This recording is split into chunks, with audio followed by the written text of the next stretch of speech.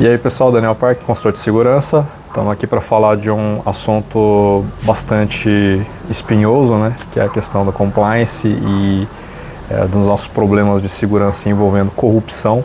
Tá? E eu acredito piamente que a segurança ela tem que se envolver em todas as investigações envolvendo corrupção também. Primeiro porque tem acesso, né, a alguns canais aí que o RH às vezes não tem, né? Esse contato diretamente com o pessoal da polícia, da Secretaria de Segurança Pública e também com alguns órgãos governamentais que podem auxiliar nas investigações aí, caso a coisa for muito mais, né, grave do que ela geralmente se apresenta, né? Principalmente quando se trata de RH, que às vezes as pessoas têm muito cuidado, né, em tomada de decisão e precisa estar bem informada para poder embasar bem, né, a decisão que for, né, se for desligamento ou se for realmente correr atrás de um processo criminal e trabalhista, que às vezes andam juntas, né. Então, a gente tem 10 pilares aqui que a gente segue em todos os quesitos, né, de compliance. Novamente, eu não sou um agente de compliance, nunca fui, né, nunca trabalhei diretamente com compliance, mas sempre operei como braço operacional, né. Nos meus 9 anos de Samsung, estava sempre de mãos dadas com o pessoal do compliance para auxiliar nas investigações e levantamento de dados, né. Às vezes para estudar o processo, às vezes para monitorar, às vezes para acompanhar um colaborador, né, às vezes até para investigar e auditá-lo, né, e também para entrevistar essas pessoas, né.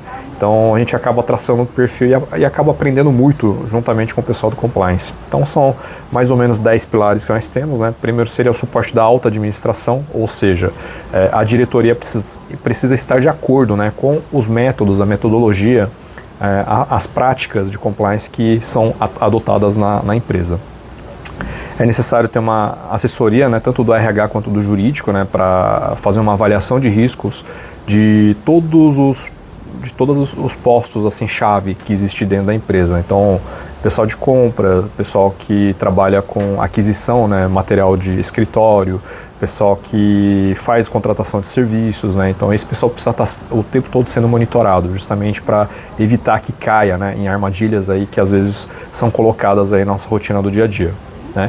Precisamos ter também, né, o terceiro ponto seria o código de conduta e políticas de compliance, que elas são coisas que se complementam, né? Que compliance é uma coisa, código de conduta é outra, porém uma tem tudo a ver com a outra, né? E acaba às vezes tendo entrelaça às vezes as suas responsabilidades. É interessante ter também um departamento específico para tratar de compliance, né, e corrupção de fornecedores. Dentro da Samsung nós tínhamos 2 departamentos de compliance. Um é para tratar problemas interdepartamentais ou interpessoais dentro da própria empresa, tratativa de colaborador, né, ou que trata assédio sexual, assédio moral, problema de abuso de poder, né. Isso é tratado pelo compliance, né, a gente chama de helpline lá na Samsung, né, e nós temos também o departamento de compliance jurídico, aquele que trata contratos, né, aquele que trata pessoa jurídica, né, os fornecedores da Samsung, né, ou para os nossos clientes, né. Então é tratado em nível institucional, enquanto o outro é em nível orgânico dentro da própria empresa. Ter um departamento específico que trate da questão de compliance é interessante também, porque canaliza todas as denúncias, né, todas as tratativas, elas são organizadas de uma certa forma que pode ser implementada em todos os departamentos de forma horizontal, né, que todos consigam absorver essa cultura da mesma forma. Então é muito bom, né, ter um departamento de compliance. Eu acompanhei essa transição dentro da Samsung, que foi mudar de uma pessoa responsável pelo compliance para um departamento de compliance, né, que tem acesso a muito mais ferramentas, tem muito mais acesso dentro da empresa, né, e tira essa pessoalidade da questão do compliance, né, não somente uma pessoa responde, né, então se você não confia nessa pessoa fica difícil você trabalhar compliance, né, então existe filtros, né, existe também essa canalização às vezes de qual caminho que deve ser traçado, né, para um caso ser estudado ou um caso ser investigado, né? Então isso é interessante, tem um departamento que trate somente disso. Quarto item seria os controles internos, né? Então, ou seja, sistemas, né, e processos que evitem que uma pessoa incorra, né, nessa falta grave aí da corrupção, né, ou dos problemas de compliance que nós temos aqui. Então, vamos tratar de compliance em nível institucional, por exemplo, favorecimento pessoal através de um contrato, coisa e tal. Então, se existe um controle interno que impeça esse favorecimento pessoal, então fica muito mais fácil a gente conseguir resolver esses problemas de compliance, até porque pelas medidas que já são tomadas, né, o processo já é mais quadradinho assim e evita que o colaborador caia nessa armadilha, por exemplo, né, da corrupção. Nós temos também os treinamentos, né, e comunicação. Então, todos os departamentos, todas as pessoas, elas precisam passar por um treinamento específico para tratar a questão do compliance, da questão da corrupção, para evitar problemas, né, nesse sentido, né, e tratando também outros assuntos que podem vir a virar problema de RH, né? Por exemplo, assédio moral, assédio sexual. Então, treinamento o tempo todo, né? Para que todos tenham aí uma cultura organizacional muito bem forte, né? Para que a gente saiba que enquanto nós estamos vestindo a camisa da empresa, a gente tenha também essa conduta, né? Que todos os colaboradores deveriam ter. E comunicação, porque tudo precisa ser comunicado, a forma como a empresa trata um assunto, por exemplo. Vamos supor que a empresa está sendo investigada por uma situação atípica, né? E a gente sabe, né, dos muitos problemas que nós temos dentro da empresa, falar que a empresa realmente teve esse problema, assumir a culpa antes de mais nada, né?